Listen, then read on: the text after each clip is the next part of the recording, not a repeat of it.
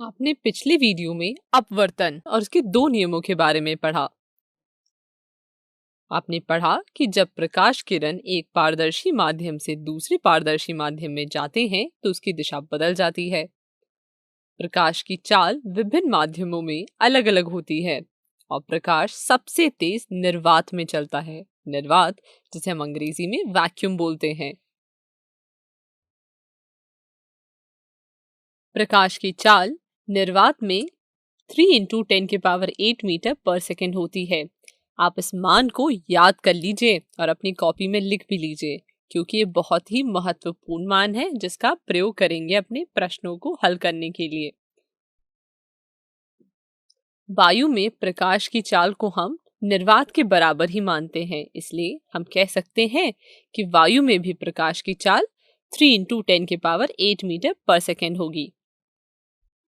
मान लीजिए कि प्रकाश किरण एक माध्यम से दूसरे माध्यम में प्रवेश करती है, तो माध्यम 1 में प्रकाश की चाल v1 है और माध्यम 2 में प्रकाश की चाल v2 है।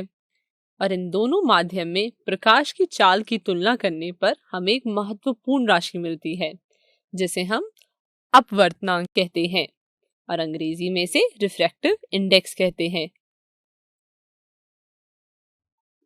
माध्यम 2 का अपवर्तनांक माध्यम 1 के सापेक्ष में प्रकाश की चाल माध्यम 1 और प्रकाश की चाल माध्यम 2 के अनुपात होगा और इसे हम n/1 से प्रदर्शित करेंगे।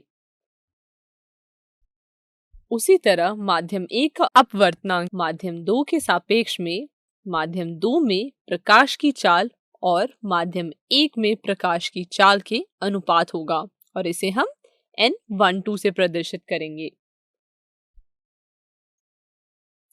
वीडियो को रोकें और इसे अपनी कॉपी में फटाफट लिख लें।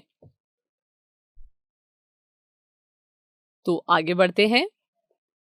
अगर माध्यम 1 वायु या निर्वात होगा तो माध्यम 2 का अपवर्तनांक हम निर्वात या वायु के सापेक्ष में लेंगे और इसे हम माध्यम 2 का निरपेक्ष अपवर्तनांक, जिसे अंग्रेजी में एब्सोल्यूट रिफ्रैक्टिव इंडेक्स कहेंगे। और किसी माध्यम m के निरपेक्ष अपवर्तनांक को हम nm से प्रदर्शित करेंगे। अगर निर्वात में प्रकाश की चाल को हम c माने और माध्यम में प्रकाश की चाल को हम v माने तो nm बराबर होगा c/v। हमने जो स्नेल के नियम में स्थिरांक पढ़ा था, उसे भी हम माध्यम 2 का माध्यम 1 के सापेक्ष में अपवर्तनांक कहेंगे। चलिए तो अब एक प्रश्न हल कीजिए। प्रश्न कुछ इस प्रकार है। प्रकाश वायु से 1.5 अपवर्तनांक की कांच की प्लेट में प्रवेश करता है।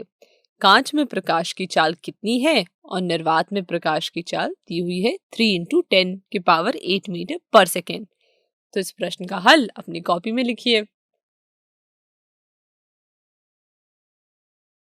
तो उत्तर कुछ इस प्रकार है।